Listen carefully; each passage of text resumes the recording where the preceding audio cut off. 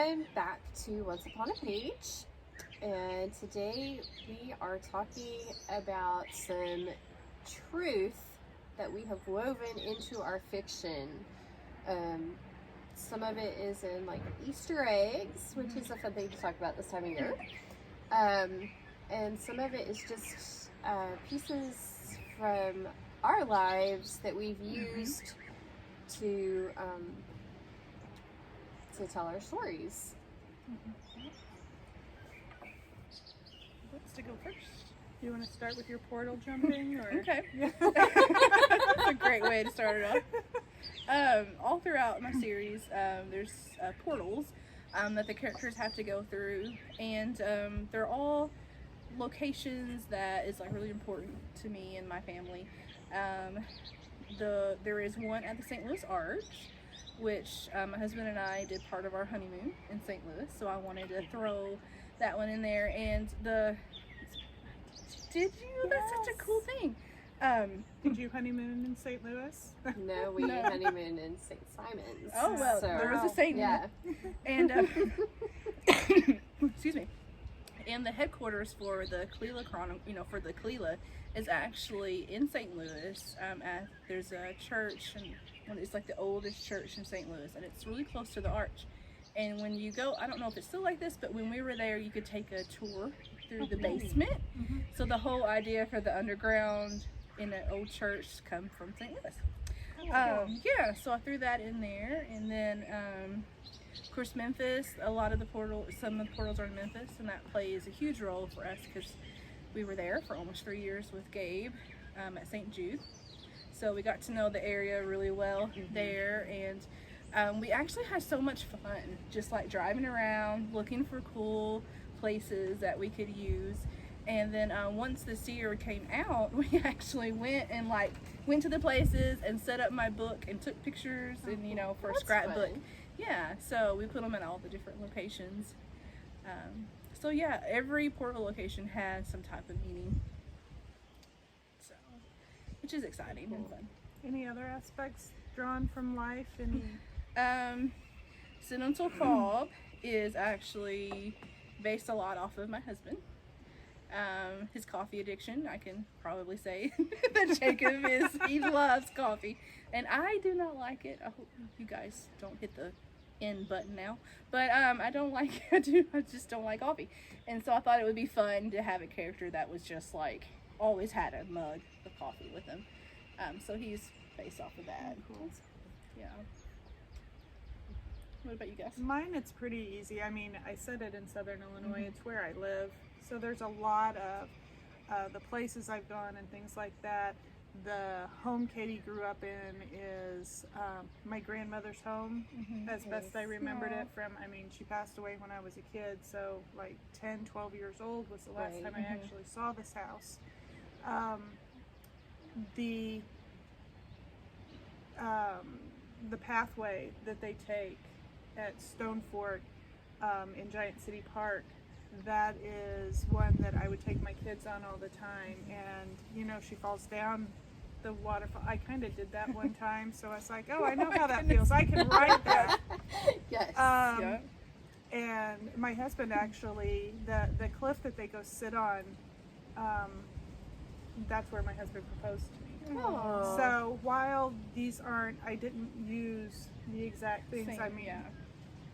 I used the places and things like that. And there's a place that we have called Cool Spoons. It's a yogurt shop, frozen yogurt shop.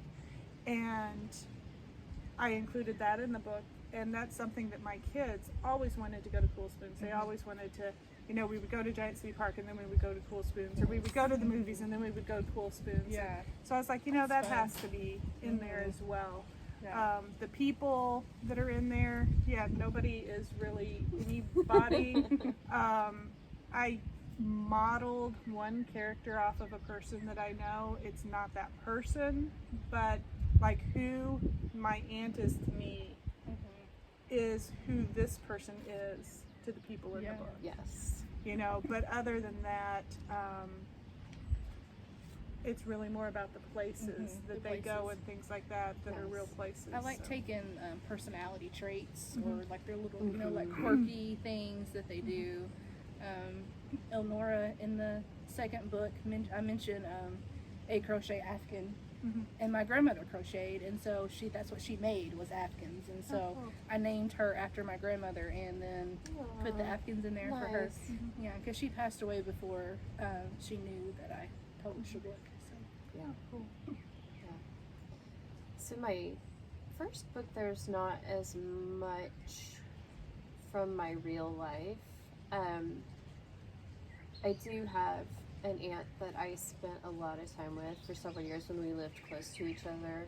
And we would like to go do things like go to antique shops and go eat at the tea room. But the aunt in my first book is nothing like my aunt, okay? So don't go hating on my aunt, because That's the one that you said everybody hates the aunt right? in my Yeah. first book. And the only thing about her that is similar to my real life aunt is that they go do things like eat at a tea room or go to antique I've shops. never done that before. I It's think that so would be so much fun. fun. To eat in a tea room? Mhm. Yes, it's so much fun. I You don't don't even even have know to where I buy would anything. find You one. Yeah. just go wander around and look at antiques and then go eat at the tea room.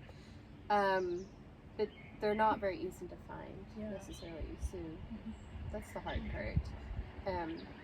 In my second book, there's a lot from my real life, but it's not my real life, if that makes sense. I do have a sister, so that's how I know how sisters react to each Sure. other and behave together, but we never lived through that story. So don't go asking my sister about it, because she doesn't. She's read it, but it's not her. But you'll notice in a lot of my stories, there's usually a teacher. That's because I'm married to one. And my character Faith goes through infertility stuff. My husband and I went through infertility yuck for 6.5 years. Don't wish it on anybody. But that's where that came from. And then the summer camp that Hope works at is very much based on the summer camp that I worked 2 years. It's a little summer camp in Round Rock, Texas called Camp Double Creek. I love it. I highly recommend it. It's awesome. And so that's where I got the idea for the camp that she works at. And I think that's really neat to be able to pull fun things from your life, or Yeah. you know. Well, you were talking about the camp. I included in this, which book was it? Second book, I guess it was, a group that goes on a mission trip, and they have a yard sale to raise money for their mission trip, and that's what the youth group does. My kids have gone on mission trips with a group, local group, for a long time, and in fact, the shirt came from one of the mission trips when I went on it with them Nice. a few years ago, and so I included just a little nod to that. You know, it's Yeah. not those kids, it's not whatever, but the whole idea of doing these fundraisers like yard sales and Right. car washes and things like that to earn the money to go help other people with your summer. I included that one because of that. So as you can see, there's a lot of real stuff in our fiction, but it doesn't make up the whole story. So if you're ever curious, don't just assume. Please, Don't don't just just assume that we have bad relationships with everybody in our life.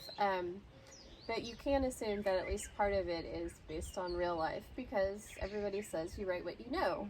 So of course we're going to write from our own experiences, and we hope that those experiences and the way we've woven them together into our stories is something that brings you joy. And we hope that in the future we can take more of our experiences, like, you know, maybe we'll have some characters get together and make YouTube videos. Who knows? But we hope that you enjoy them, and we look forward to hearing from you.